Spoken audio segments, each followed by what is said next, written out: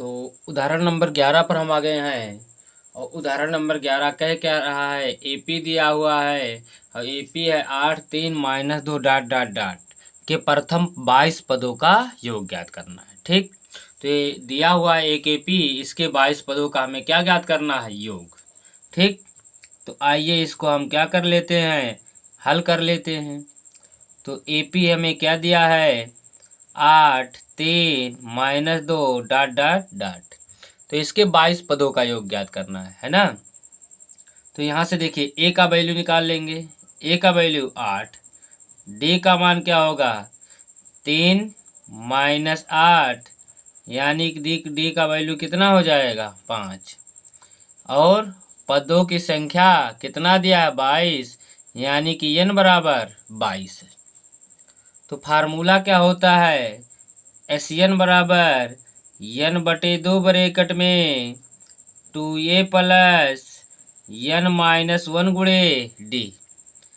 n का value 22 है, बराबर 22 बटे 2 ब्रैकेट में 2 गुणे a का वैल्यू 8 है, प्लस 22 माइनस 1 गुणे डी का वैल्यू माइनस 5 है। ठीक, तो हल कर लिया हमने। तो एस 22 बराबर 2 से भाग दीजिए 22 में, तो 11 हो जाएगा, ब्रैकेट में 16 क्या हो जाए, 16 प्लस 22 में से 1 गया, 21 गुणे माइनस 5। तो यस 22 बराबर 11 ब्रैकेट में 16 प्लस माइनस माइनस 21 में 5 का गुणा करेंगे तो 5 करने 5 और 5 दूनी 10। ठीक, तो एस 22 बराबर 11 गुणे, तो देखिए 105 में से 16 हम घटा देंगे, फिर माइनस में आएगा, तो 105 में से हम 16 घटाएंगे, क्या आएगा, एक हासिल ले लिया तो यहाँ 0 में जाएगा 10, फिर इसको 1 दे देगा तो हो जाएगा 15 में से 6 गया 9, यहाँ 9 बचा है, और 9 में से 1 जाएगा, कितना बचेगा 8, तो यानी माइनस 89 हो गया है ना। ठीक, तो देखिए एस 22 बराबर प्लस माइनस माइनस 89 में हम 11 का गुणा करेंगे तो कितना आ जाएगा, देख लीजिए 9 8 17 के साथ हासिल 1 8 1 9, यानी कि माइनस 989। यही क्या आ गया, इसके 22 पदों का योग। ये सब क्या है, कैलकुलेशन। ठीक, तो इस तरीके से क्वेश्चन नंबर आपका उदाहरण नंबर 11 क्या हो जाता है, कंप्लीट हो जाता है। तो इसके बाद हम आएंगे आप उदाहरण नंबर 12 पर। उदाहरण नंबर 12 कह रहा है कि यदि एपी के प्रथम 14 पदों का योग 1050 है, तो इसका प्रथम पद 10 है, तो इसका 20वां पद ज्ञात कीजिए। इसका क्या निकालना है, 20वां पद निकालना है। 20वां पद मतलब क्या, ए 20। तो यहाँ दिया हुआ है एपी के 14 पदों का योग कितना दिया हुआ है, 1050, यानी कि एस 14 बराबर 1050, प्रथम पद 10 यानी ए का वैल्यू 10, 20वां पद ज्ञात करना है, यानी कि ए 20 बराबर ज्ञात करना है। ठीक, तो आइए हम यहीं से शुरू करते हैं। एस 14 बराबर दिया है 1050, फार्मूला लगा देंगे, तो 14 बटे 2 ब्रैकेट में 2a प्लस 14 माइनस 1 गुणे डी बराबर 1050। तो 14 में 2 से भाग दे देंगे 7 आएगा, 2 गुणे ए का वैल्यू 10 प्लस 14 में से 1 गया 13 गुणे डी बराबर 1050। 7 का गुणा है, उधर ले जाएंगे क्या हो जाएगा भाग, यहाँ 10 दूनी 20 बचा, प्लस 13 डी बराबर 1050 बटे 7, तो 20 प्लस 13 डी, 7 से भाग दे दीजिए, तो 7 इकन्ने 7, 3 बचा तो 35 हो जाएगा, 7 बचे 35, 7 शून्य 0। ठीक, तो अब क्या होगा, 13 डी 20 प्लस है, दूसरे तरफ ले जाइए माइनस, तो 13 डी बराबर 130, 13 का डी में गुणा है, दूसरे तरफ भाग हो जाएगा। तो 13 से 130 में भाग देंगे, कितना बचेगा?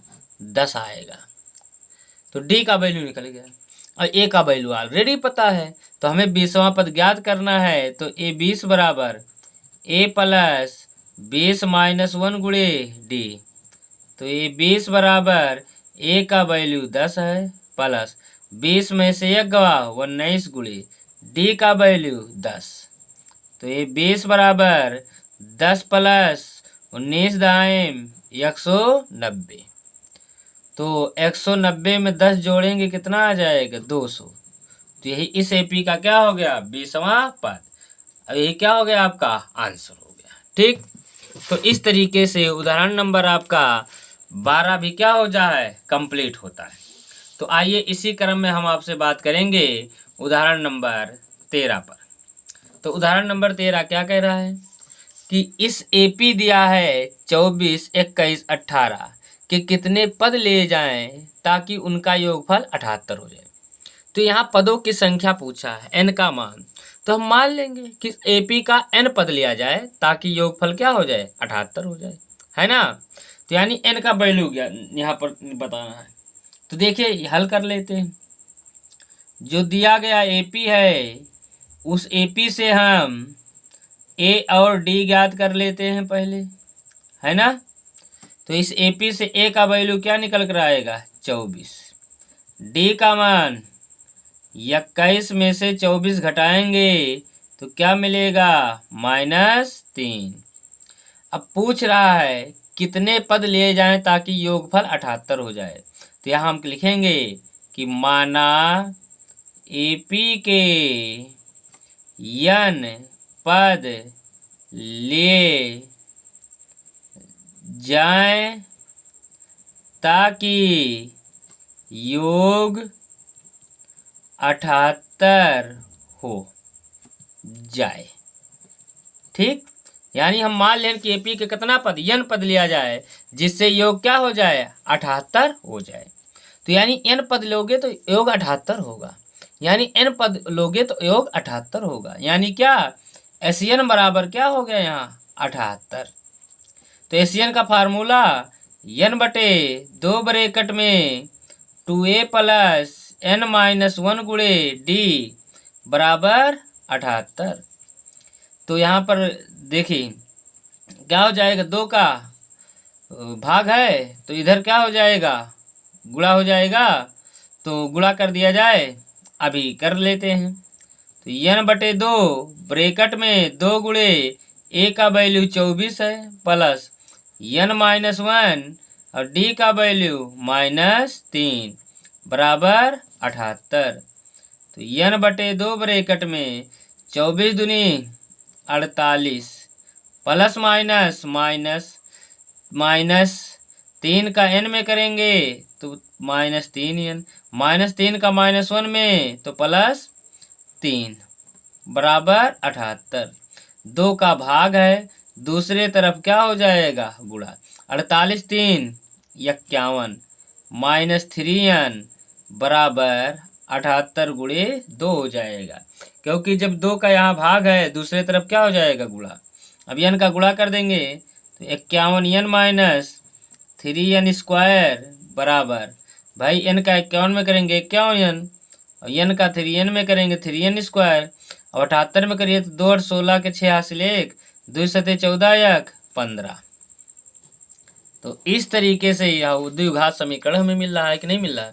इन सभी को इधर ले आइए तो क्या होगा? इधर 0 बचेगा तो बराबर 3n स्क्वायर प्लस 51n और प्लस 156, या इसी को लिख सकते हैं 3n square plus 51n plus 156 बराबर 0। 3 कामन ले लें अगर तो बचा n square plus 17n plus 52, 3 पचे 15 और 3 दूनी 6 बराबर 0। तो यहाँ से 3 गुणे यहाँ पर क्या दिया हुआ है? 3 गुणे ये इसका वैल्यू 0 दिया है, तो या तो भाई गुणनफल दो अंकों का जीरो कब होगा? जब कोई जीरो होगा। तो 3 तो हो नहीं सकता है, तो हो गया यानी कि कौन जीरो? तो n square plus 17n plus 52 बराबर जीरो। अब 52 का ऐसा गुणनखंड करिए कि गुणा करने पर 52 आए, लेकिन जोड़ने पर क्या आना चाहिए? 17। गुणा करने पर देखिए एक चीज यहाँ मिस्टेक हो रहा है थोड़ा सा। 51 जब इधर जाएगा तो माइनस हो जाएगा, है ना? तो ये माइनस इधर हो जाएगा, तो ये यहाँ माइनस, यहाँ भी क्या रहेगा? माइनस। तो 52 का ऐसा गुणनखंड करिए कि गुणा करने पर 52 आए, जोड़ने 17, तो कितना हो जाएगा? 13 चौके 52 और 13 4 17। तो यन सब माइनस 17n की जगह लिख सकते हैं 13n माइनस 4n प्लस 52 बराबर जीरो। अब यहाँ पर एक जोड़ा ए बनेगा और दूसरा जोड़ा ए, तो इसमें से कॉमन क्या ले लेंगे हम? n। तो बचा n माइनस 13। यहाँ कॉमन क्या लेंगे? माइनस 4। तो क्या बचेगा? यहाँ माइनस और n बचेगा, और यहाँ माइनस जब हमने निकाल लिया तो यहाँ प्लस था, तो यहाँ माइनस हो जाएगा, और 13 बराबर जीरो। अब एक पद ये हुआ, एक पद ये, इसमें कॉमन क्या है? n माइनस 13 कॉमन लेंगे, और दूसरे ब्रैकेट में क्या बचेगा? n माइनस 4 बराबर जीरो। तो गुणनफल जीरो है, तो क्या होगा? या तो n माइनस 13 बराबर जीरो, और या तो n माइनस 4 बराबर जीरो। तो n बराबर यहाँ से क्या आ गया? 13, और यहाँ से n बराबर क्या आ जाएगा? 4। तो n के यहाँ दो वैल्यू आए हैं, और दोनों ही वैल्यू मान है। क्यों?